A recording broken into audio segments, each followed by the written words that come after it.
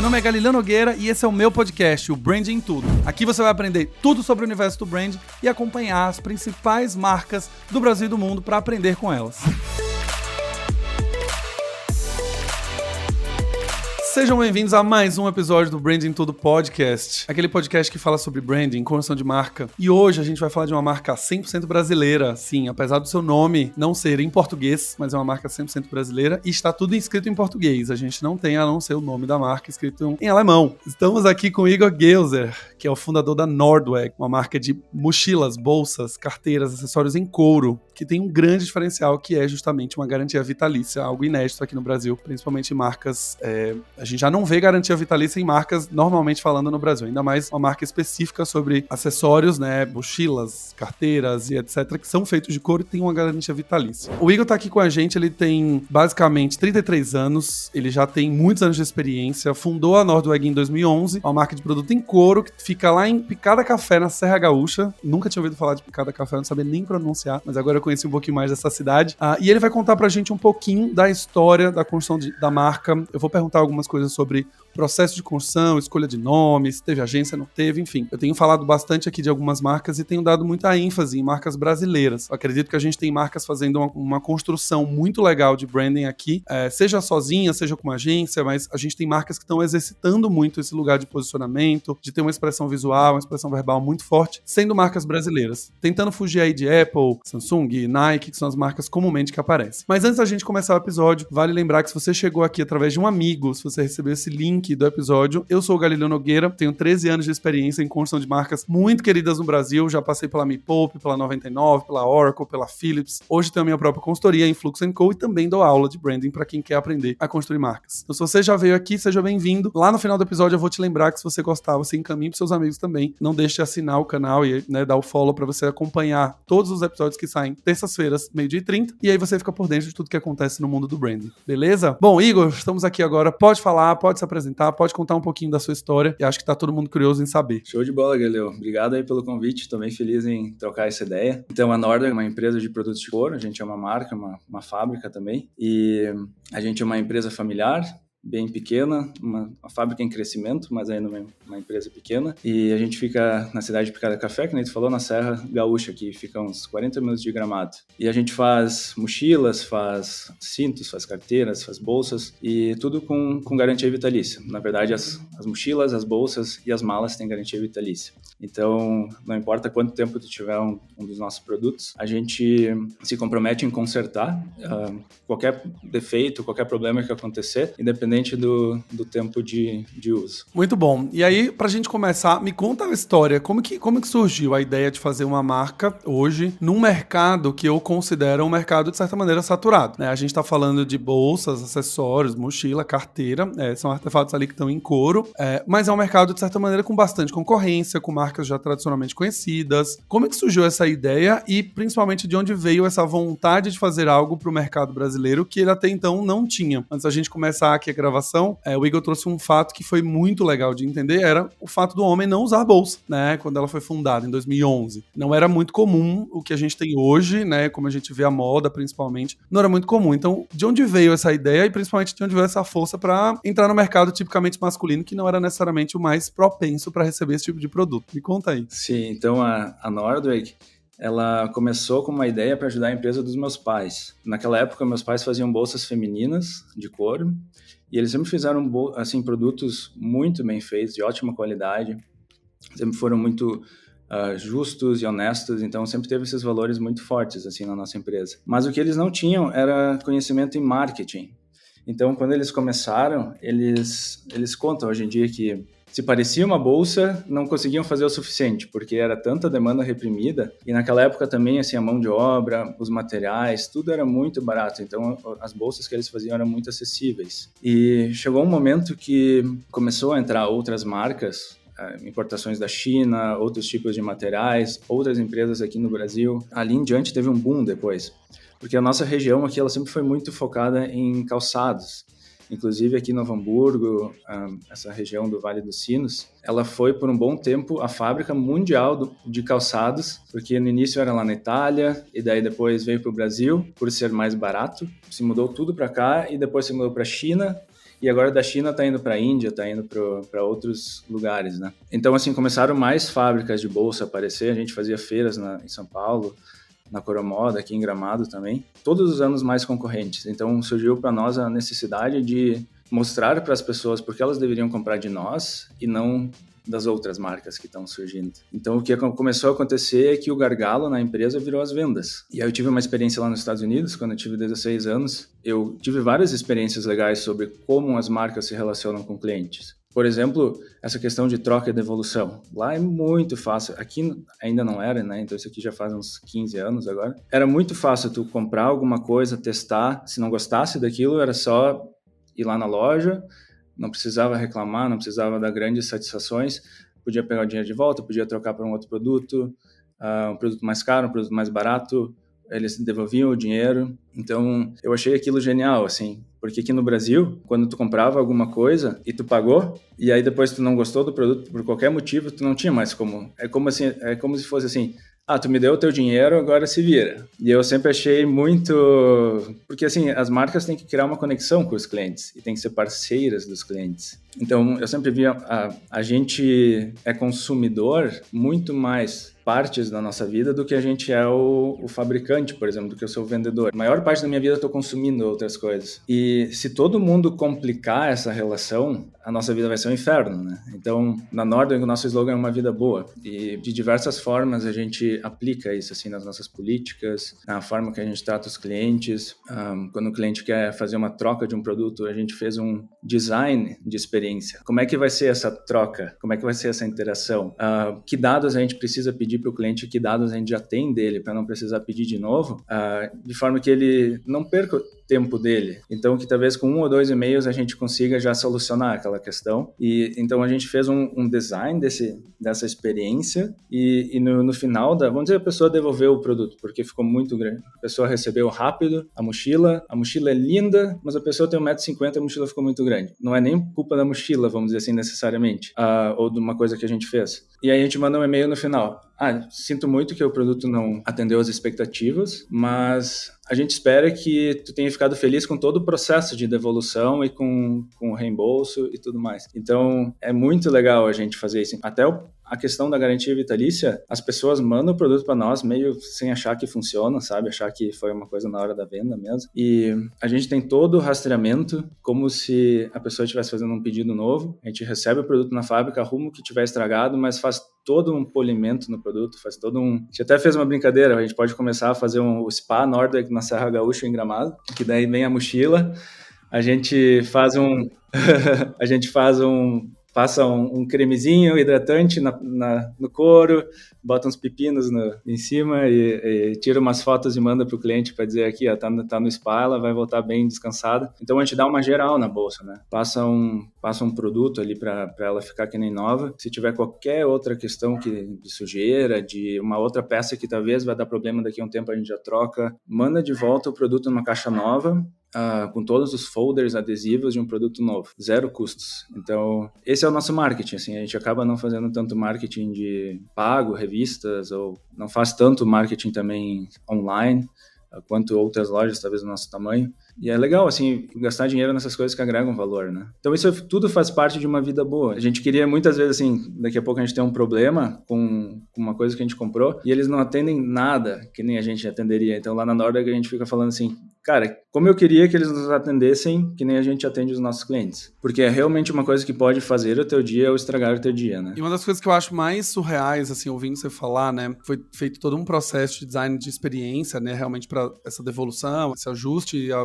volta para o consumidor, para o fluxo ser rápido, né, no máximo 2 meses você já resolveu o seu problema e etc. E uma das coisas que eu mais me pergunto, assim, eu já trabalhei com muitas marcas e eu sempre olhava para esses desenhos de estratégia e de comunicação e posicionamento e eu falava assim, cara, mas por que ninguém quer fazer um negócio que seja legal, que seja bacana para as pessoas, né? Isso parece ser tão óbvio. Tive uma experiência numa marca que foi muito curiosa. Era uma marca, basicamente, que tinha um call center, né, de suporte, atendimento, etc. E um dia eu fui fazer um teste, eu fui fazer meio que um cliente oculto da minha própria marca, que eu cuidava, né? Mesmo eu sendo branding, eu queria entender a experiência. E aí eu liguei do meu celular, e aí apareceu, este número não pode receber chamadas de celulares. procure um telefone fixo e ligue novamente. Daí eu fiquei intrigado com aquilo, eu falei, cara, como que o suporte / assistência técnica, ele não recebe chamadas de celular? Sendo que hoje, basicamente, 90% do Brasil, né, tem um celular e quase não tem um telefone fixo em si. E aí eu voltei pra reunião com o time de experiência do cliente, falei, cara, eu acabei de tentar ligar pra vocês do meu celular, eu trabalho aqui, eu sou funcionário, e vocês não recebem ligação do celular.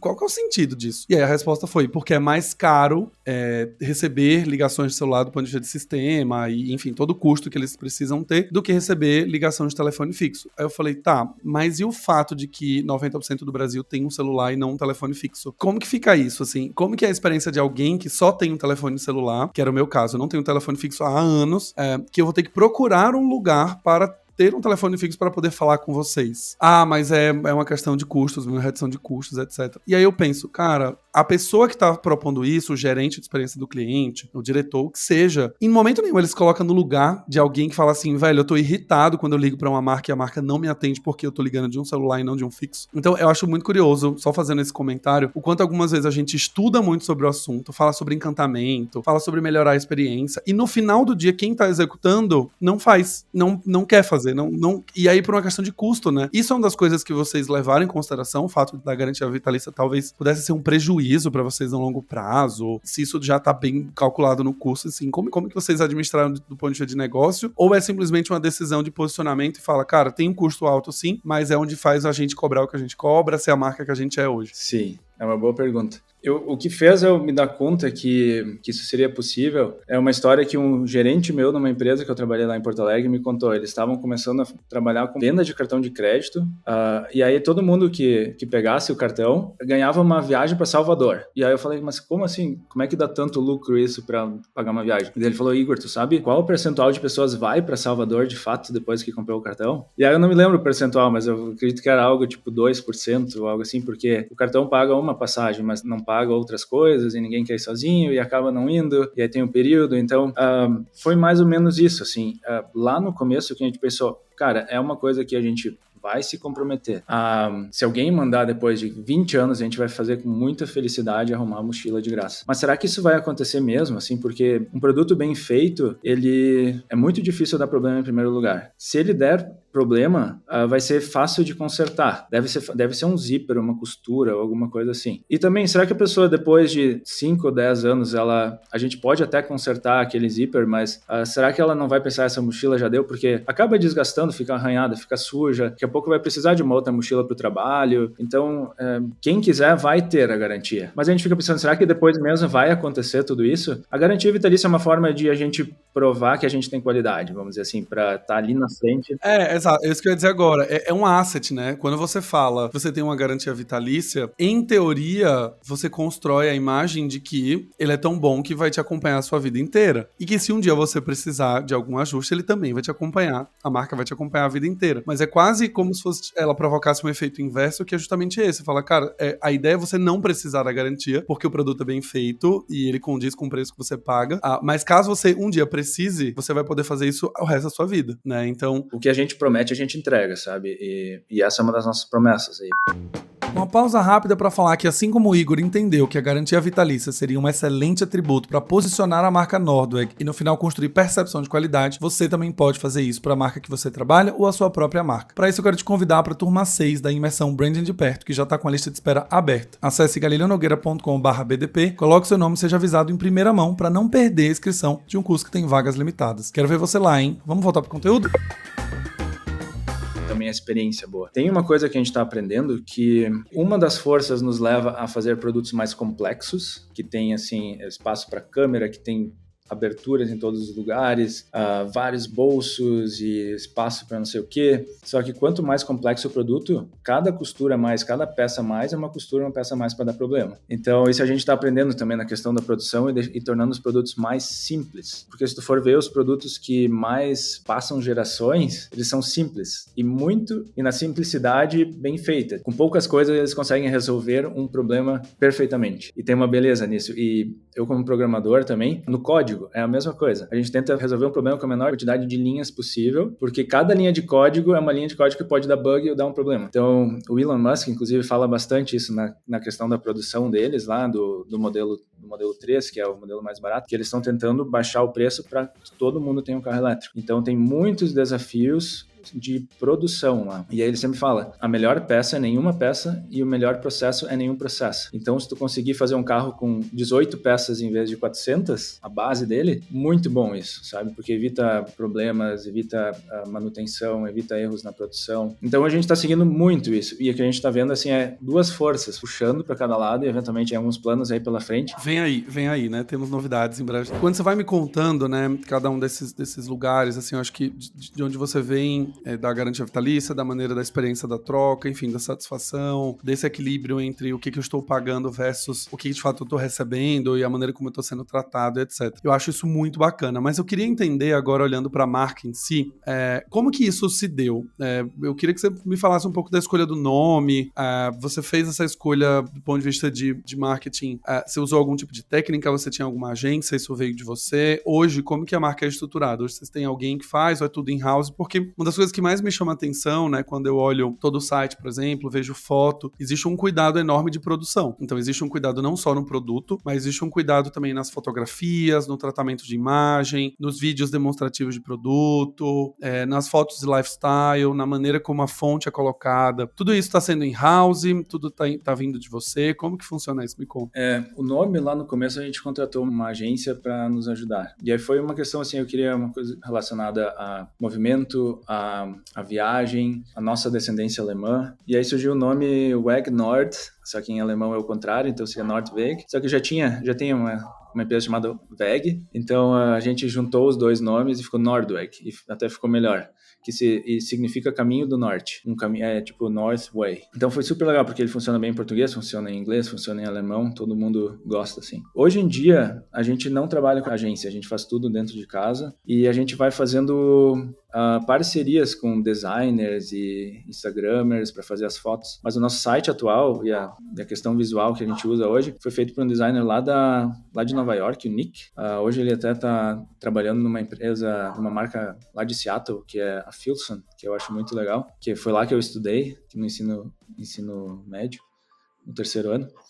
E então, assim, ele que escolheu as fontes, ele que fez o nosso novo site, as imagens, o espaçamento, e é impressionante, assim, como hoje, tu tendo essas referências, tu consegue fazer coisas tão bonitas. Tudo que a gente vai fazer é só botar uma foto bonita e aquelas fontes, e aí tudo dá certo, assim. Mas sempre achei um pouco complicado essa questão de agência, porque a Nordweg, a gente hoje é duas empresas, né? A empresa dos meus pais e a Nordweg, é a empresa que eu fundei. Então, eu sou um cliente dos meus pais, mas é tipo a Apple produz e desenvolve na Califórnia, faz tudo na Califórnia, produz na China. É realmente a questão da produção. Então, a empresa dos meus pais virou um módulo de produção. Eles não têm muita opinião, assim, sobre o que deveria fazer. A especialidade deles é fazer muito bem feito e fazer com eficiência, com ótima qualidade e custo. Exatamente. Então, a Nordweg em si, a gente já é a interface da fábrica com o consumidor final. Então, sempre dizem, né, não dá para terceirizar o nosso core business. Pode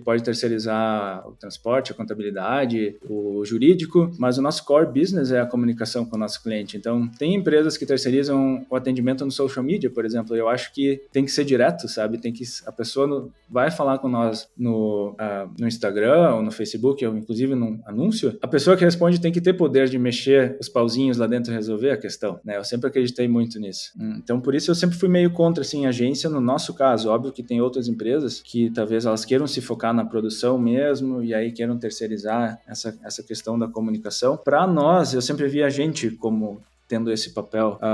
E outra coisa, o que a gente queria construir, a nossa visão de relacionamento de longo prazo, de construir essa credibilidade, como é que tu faz? Como é que tu deixa isso para alguém que está atendendo não sei quantas outras empresas e está pensando em todo mundo ao mesmo tempo? Por mais que eles sejam ótimos e bem intencionados e muito bons, como é que tu... Eu não sei, assim, eu não vi ainda. Eu acho legal a gente fazer ali dentro, sabe? Ser o nosso core business. De certa maneira, essa discussão de você ter uma agência dentro de casa, né, ou trabalhar com os profissionais diretamente em casa, ou você ter uma agência externa, ela passa muito por esse lugar. Geralmente, quando as pessoas querem ter a criação interna, é justamente para manter a essência, porque são as pessoas que estão vivenciando o dia a dia de trabalho, conhecem bem da cultura da empresa, entendem muito dos valores, enfim. E acaba que quando vai para uma agência externa, tem um pouco disso, né, de você ter talvez muitos clientes sendo atendidos vendidos e um pouco dessa essência se perca. Mas ambos os modelos têm seus prós e contras, né? Então, uma vez que você também trabalha com agência externa, os profissionais, por atenderem muitas marcas, eles criativamente também têm muitas referências muito boas de outras marcas, de outros segmentos, de boas práticas, de proximidade com alguns veículos, enfim. Cada um dos modelos tem um benefício, mas geralmente as marcas que querem ter um pouco mais de controle mesmo sobre a sua própria imagem acabam trabalhando internamente para garantir ali que você não sai muito do branding. E aí, já pegando o gancho em branding, a Nordweg tem um trabalho hoje de um planejamento de branding, por exemplo, sobre valores, crenças, bandeiras que a marca acredita,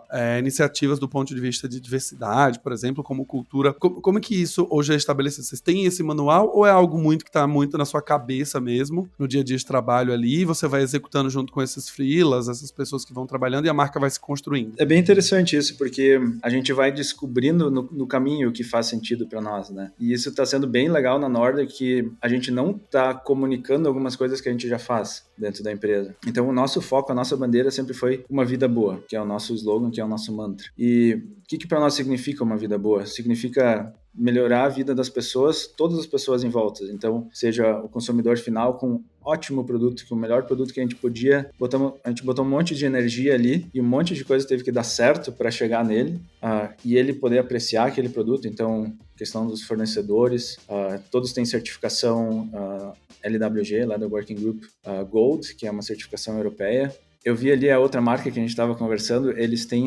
o Certified B Corporation, que é carbono neutro e algumas outras coisas. A gente está avaliando o Certified B Corporation, eles têm uns processos e algumas coisas bem legais, uns direcionamentos que a gente está achando bem interessante.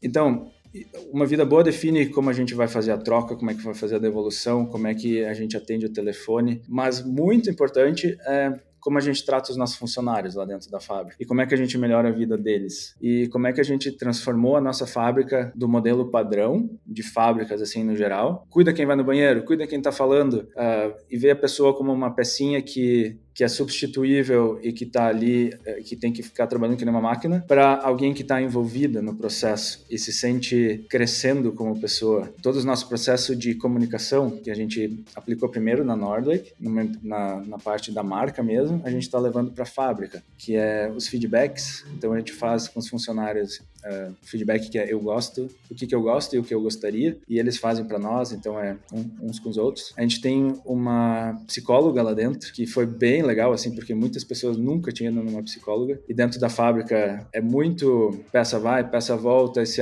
o processo anterior não fez direito, deixa a minha vida um inferno, porque eu não consigo costurar direito, porque fica caindo fora o negócio. Então, essa comunicação foi essencial, assim, e uma coisa que eu percebi muito foi como as pessoas começaram a se tornar mais vivas. No processo como era antes, antes de a gente começar essas mudanças, tinha muito daquele sentimento de não adianta falar, não vai mudar nada mesmo. Que esse é um pensamento que a gente não aceita mais hoje. Assim, tipo, vale a pena se esforçar, vale a pena fazer a diferença, e quando alguém dá uma sugestão, a gente tem o comprometimento de dar um retorno, melhorias constantes na fábrica, sabe? Agora mesmo a gente construiu um refeitório, uma cozinha linda, nova, uma sala para o pessoal dormir depois do almoço, com puffs, ar-condicionado. Lá fora a gente construiu um jardim, um jardim japonês, assim, que tem redes, aí quem não quiser lá dentro pode ir lá fora na sombrinha, aqui na Serra Gaúcha, então tem a vista linda, podem se deitar na rede ali. Então esse tipo de coisa, sabe? Para nós é muito gratificante tu ver a fábrica bonita, os funcionários felizes, naquele senso de estar construindo alguma coisa e de estar evoluindo. E isso eu acho que vai para o cliente, sabe? Essa energia chega de alguma forma lá, todo o cuidado na embalagem, a velocidade que a gente responde. A gente não faz tudo, a gente faz, talvez outras marcas teriam atendimento no WhatsApp, por exemplo, a gente tentou até, mas tirou, porque a gente não estava conseguindo ter um controle de qualidade de atendimento. Então, vamos fazer menos coisas, manda um e-mail, a gente transforma num ticket, a gente consegue responder super rápido, consegue passar para qualquer parte da empresa, tem um histórico daquele cliente. Isso é uma coisa legal. Toda a produção é energia solar, a gente produz mais energia do que a gente consome. Meu irmão, ele é biólogo, ele está cuidando da fábrica, então ele está cuidando muito dessa coisa dos insumos que a gente não usa, assim, os restos, né, de couro. Então, parte é reciclada, o que é reciclável, parte vai para preencher estofamentos de colchão e outras coisas, e o que não pode é incinerado não vai para lugares onde fica enchendo de lixo, ele é incinerado. Essas coisinhas a gente vai fazendo, mas assim, no final é melhorar a vida, né? Mas todas essas decisões, né, quando você fala, por exemplo, que uma vida boa é o que guia todas as decisões, vocês chegaram, de certa maneira, num posicionamento de marca bem específico, né? E aí, todas as decisões, elas partem desse parâmetro que foi criado. Chegar nesse lugar e tomar essas decisões, geralmente, na maioria das empresas, principalmente nas grandes, são decisões estratégicas muito planejadas, pensadas. Agora eu quero ser uma empresa B, agora eu quero fazer assim. Né?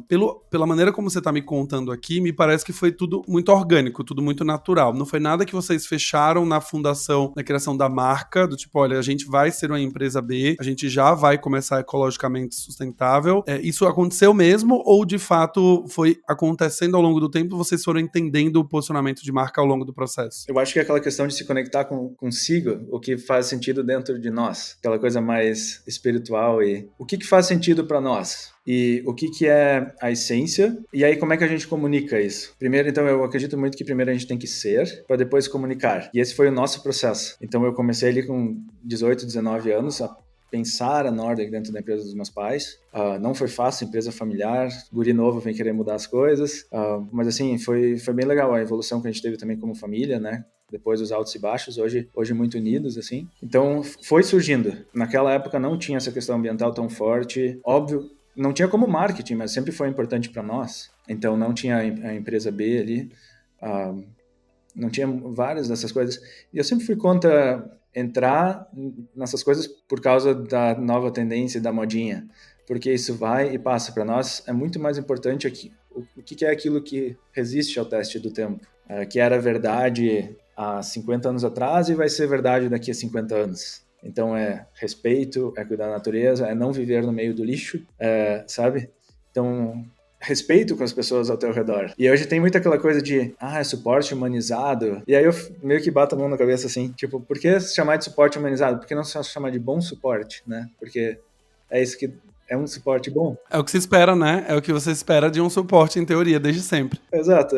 Então, mas a gente estava falando antes ali da garantia vitalícia, como é que tinha essa preocupação, assim, em se vai dar dinheiro, se a gente vai conseguir pagar. Se a gente pensa no dinheiro, eu acho que é difícil ganhar dinheiro. Na Nordic, a troca ela pode ser feita em até 30 dias, sem perguntas feitas. A gente faz perguntas só para saber se a gente pode melhorar de alguma forma, mas em 1 ou 2 e-mails o dinheiro está na tua conta. Então, a garantia vitalícia, outras coisas assim. Agora não acontece mais, mas tinha uma época que a produção estava um pouco atrasada, atrasavam os pedidos. A pessoa comprava no PAC e a gente atrasava um dia o envio, a gente enviava por Sedex, sem nenhum custo extra para a pessoa. Então, acabou que ela recebia antes, mesmo a gente atrasando, ela recebia antes do esperado. Questão outras, assim, de dar brinde, aconteceu uma falha do nosso lado, o cartão não está passando hoje. A gente oferece o Pix, a gente vai te dar 15% de desconto se tu quiser fazer no Pix. Desculpa que não está passando o cartão por algum motivo. Ou a gente vai te mandar uma carteira junto, pelo assim conveniente. Então, sempre dar mais, sabe? A parte de fazer produtos muito bem feitos foi importante para a vida boa. Porque o que é uma vida melhor?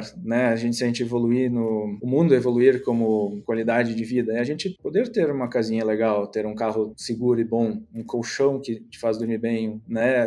Ter acesso médico quando alguém da família precisa, de qualidade. É construindo coisas boas. E construindo coisas boas, a gente, obviamente, aumenta o valor do produto, as pessoas estão dispostas a pagar mais por isso, pessoas que já estão nessa posição, e a gente consegue fazer os nossos funcionários ter uma vida melhor, sabe? Não dá para fazer tudo isso competindo no preço, porque daí a gente vai lutar em margens baixíssimas, a gente vai ter que contratar funcionários que são substituíveis a qualquer momento, então não cria relações de longo prazo, sabe?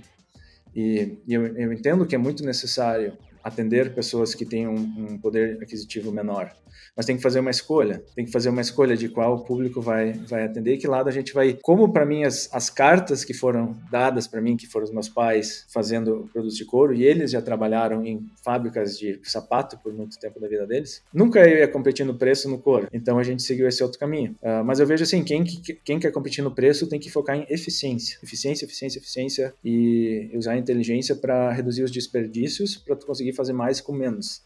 E assim entregar as coisas com custo menor. O que a gente faz também, a gente faz muito isso, mas nunca vai ser o diferencial o preço, né? A gente tenta não ser super caro, que nem outras marcas, que nem oferecem garantia vitalícia. Então, comparado a elas, o nosso preço é super bom ainda. Apesar da inflação agora, e sim, está subindo muito, mas está tudo subindo, então a gente só está acompanhando. No final das contas é o que a gente fala, né? Toda vez que a marca ela tem uma definição muito clara do propósito dela, a sua essência, e ela age conforme isso, cada uma dessas iniciativas que você listou aqui, por exemplo, que a Nordweg está fazendo, são as iniciativas que constroem uma imagem para que você pague aquilo que a marca pede, né? Toda vez que você tira todos esses ativos de marca, né? Eu chamei aqui de assets, mas são ativos de marca, você dá uma munição para o consumidor falar, cara, então o que eles estão cobrando é muito caro. Eu costumo dizer, né, que toda vez que alguém fala que determinada marca é gourmetizada, é que é um sinal de um branding mal feito. Porque, em teoria, é isso, né? Se você tá falando, você vai ter uma caixa de brigadeiro gourmet. E a pessoa fala, nossa, gente, mas esse brigadeiro é gourmetizado, é porque a pessoa acha que uma caixa com 10 brigadeiros a R$150 é muito caro. E pode ser, e a percepção de caro ou barato, ela vai vir justamente dessas construções ao redor, né? Então, em um dado momento, se você não conseguiu construir essa imagem ao redor do produto, de que você justifica custar R$140, o consumidor fala que tá gourmetizado. Porque é só um brigadeiro, é só leite condensado de chocolate, é só uma forminha de papel. E aí, quando você entende que não é uma forminha de papel, você troca e põe um acabamento legal, você coloca uma caixa, essa caixa vem no acrílico e ela vem assinada, e o chefe que... E aí você vai fazendo esses ativos criar vida, aí sim você fala, cara, vale a pena pagar. Eu tive contato agora com uma marca que tá crescendo muito também de chocolates aqui. Antes eu tava falando da Dengo pra ele, antes da gravação, mas tem uma marca super forte aqui em São Paulo, chama Stefan Bear. É uma marca de chocolates extremamente gourmetizados, assim, bem... uma fabricação super diferente, a maneira como ele faz o chocolate, as formas, a caixa que você dá de presente, enfim. E eu fiquei em choque esses dias que eu descobri que uma das barras que eu mais gosto custa R$200. Eu tinha recebido, eu tinha comido de presente, né? Tinha ganhado de presente. Eu falei, cara, R$200 uma barra de chocolate. Mas quando você vai olhar, a caixa que vem, o acabamento da caixa, a fita, o laço, o hot stamping dourado que tem na marca, o papel de seda que vem embalado no chocolate, ele começa a construir esse lugar. E aí justifica-se todo o preço que você quer pagar. Tem gente que vai achar caro? Sim, mas é o que você trouxe, é uma questão de posicionamento. Para quem acha caro e vai precisar comprar algo mais barato, existem outras opções no mercado. E aquelas marcas têm um pouco mais de fit com você, com o seu momento aquisitivo, seu poder aquisitivo, seu momento atual de carreira, de vida, o que seja. E tá tudo certo, né? O grande problema que eu vejo hoje é uma marca querendo criar um lugar que atenda todo mundo. E aí você nem constrói percepção de qualidade, porque você vai ter um negócio que custa, sei lá, uma mochila, pode custar R$1.600, mas você vai ter a versão baratinha dela, que custa R$1.100, e aí tem uma versão de entrada que custa R$500, aí você fala, cara, no final do dia, o que essa marca quer ser, né? Bom, Igor, então, primeiro de tudo, super obrigado por compartilhar essa história. Eu acho que cada vez mais a gente conhecendo marcas que são orientadas a um propósito mais claro e elas querem realmente provocar uma mudança, é como você trouxe aqui durante o episódio. A marca primeiro precisa ser, para depois ela de fato comunicar o que ela já é, e não o contrário. Ela não parecer ser alguma coisa, mas quando o consumidor começa a ter um relacionamento mais íntimo, mais próximo, ele vê que tudo aquilo era só uma questão de comunicação, é só uma questão de marketing para poder atrair um consumidor, atrair vendas, mas no final do dia aquela marca não representa e não significa aquilo que ela tá vendendo como um grande planejamento. E aí eu queria, pra gente encerrar esse episódio, já que a gente tá falando de marcas brasileiras, criadas por pessoas, né, no Brasil, que a gente tá localizado no Sul, dentro de um mercado que, como você falou, é extremamente saturado, mas ao mesmo tempo existe um lugar muito único que vocês estão tentando construir na cabeça do consumidor, dentro de cada uma dessas iniciativas, né, sendo sustentável, tendo garantia, enfim, tudo aquilo que a gente conversou. Que conselho você daria, se você tivesse dar um conselho em si, para um empreendedor que quer começar uma marca hoje, de um negócio que ele ama, é apaixonado, mas ele realmente quer fazer uma marca que ela se destaque no meio desse cenário mais competitivo? Que conselho você daria? Eu acho que o mais importante hoje é pensar o que importa para nós. E aí é olhar bem fundo e pensar o que sempre fez sentido para mim desde criança e eu nunca prestei muita atenção. E aí é um bom lugar para começar, porque hoje em dia tu pode... cada vez mais uma marca representa uma forma de pensar e ver, enxergar as coisas. E daqui a pouco, marcas vão ter um mundo no metaverso, com as suas regras, com a sua forma de interagir e tudo. Mas assim, o que importa para mim mesmo? E aí comunicar. E aí não importa qual produto tu for fazer, que nem a gente faz mochilas, mas a gente poderia estar fazendo qualquer outra coisa. A gente poderia estar fazendo barraca, podia estar fazendo violão, ou qualquer coisa. Uma vida boa ia estar lá. Então, quando a gente se importa com a coisa, não importa o produto, se é uma questão mais ambiental, então, é uma questão de inclusão. É legal de ir atrás disso e realmente se preocupar com isso. E não pensar no dinheiro, porque se pensar no dinheiro, o dinheiro não vai vir. A gente não vai tomar as decisões necessárias para ganhar o dinheiro, que é fazer aquele passo extra, que é a troca em 30 dias em vez de 7, que é dar a garantia vitalícia. Óbvio que tem que pensar no dinheiro no sentido de os números têm que fechar, a empresa tem que dar lucro, a empresa tem que permanecer aberta, mas enriquecer, então, talvez eu devo falar que não deve ser o início da marca eu quero ficar rico. Como eu estou mudando o mundo? O que eu estou agregando? E como algumas pessoas, a gente pode formar uma comunidade de pessoas que acreditam a mesma coisa, se inspirem com aquilo. Muitas marcas hoje estão começando com, primeiro, o público, e depois elas lançam o produto. Primeiro elas começam com um blog, com TikTok, alguma coisa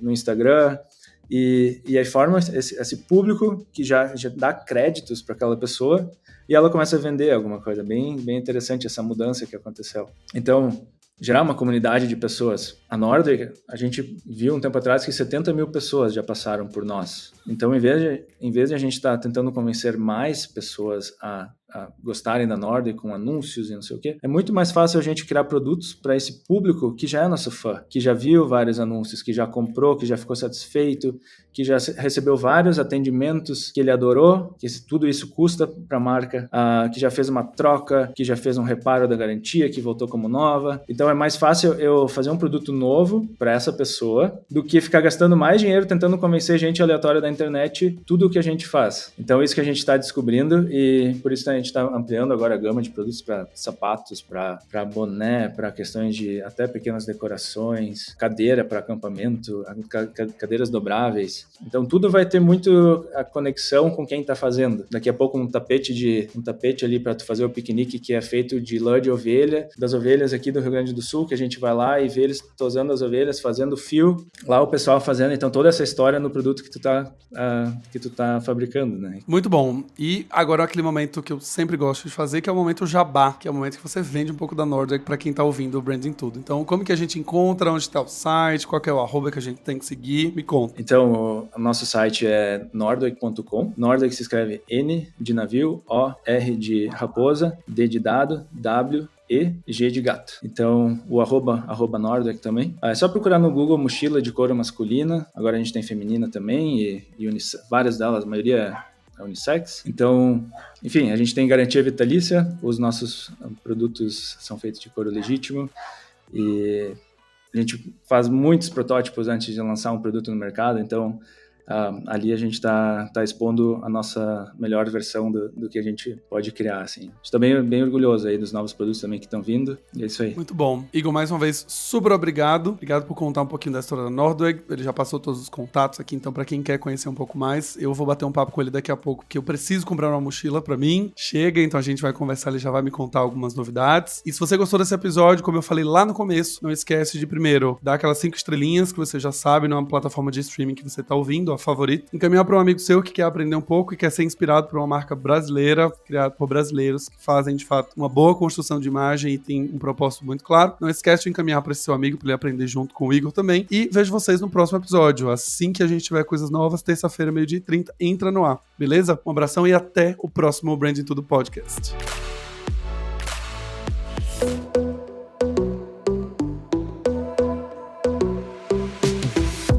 E esse foi mais um episódio do Branding Tudo, o seu podcast de branding. Não esqueça de me seguir nas redes sociais, @Galileu Nogueira, para ficar por dentro de tudo que acontece no mundo do branding.